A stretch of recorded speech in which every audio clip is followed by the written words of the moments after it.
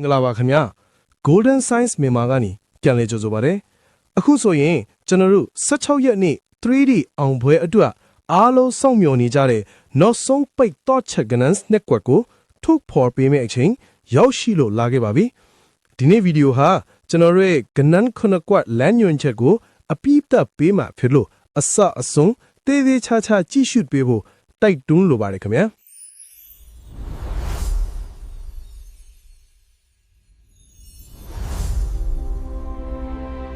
ပထမအဆုံးအနေနဲ့6ကွက်မြောက်ကဏ္ဍကိုထောက်ဖော်ပေးချင်ပါတယ်ဒီကဏ္ဍကိုကျွန်တော်တို့ရဲ့ geometric progression geometry တွက်နည်းအရာတွက်ထုတ်ထားတာဖြစ်ပါတယ်ကဏ္ဍစီစဉ်မှုရဲ့အချိုးအစားအရလိုအပ်နေတဲ့ missing link တစ်ခုဖြစ်တဲ့6ကွက်မြောက်ကဏ္ဍကတော့8-3-2ပဲဖြစ်ပါတယ်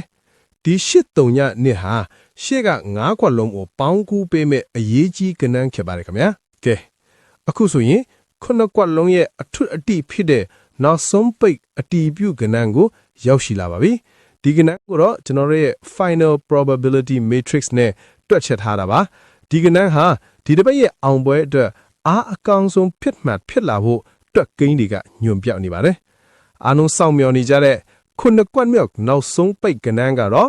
9 4 9ပဲဖြစ်ပါတယ်ခင်ဗျာအခုဆိုရင်ကျွန်တော်တို့ရဲ့ကဏ္ဍခုနှစ်ကွက်လုံးပြီးဆုံးသွားပြီဖြစ်ပါလေဒီအသွဲဆက်တွေကိုမိတ်ဆွေတို့ရဲ့ကိုယ်ပိုင်တွက်ကိန်းတွေနဲ့ပေါင်းဆက်ပြီးယုံကြည်မှုရှိရှိနဲ့အောင်ပွဲခံနိုင်ကြပါစေလို့ဆုတောင်းပေးလိုက်ပါတယ်ခင်ဗျာမနှက်ဖြန်အောင်ပွဲအပြီးမှာကျွန်တော်တို့ရလက်ဒီကိုပြန်လဲသုံးသပ်သွားမှာမို့ Golden Science မြန်မာကိုစောင့်ကြည့်ပေးကြပါအောင်ခင်ဗျာအားလုံးပဲကန်ထူးကြပါစေခင်ဗျာ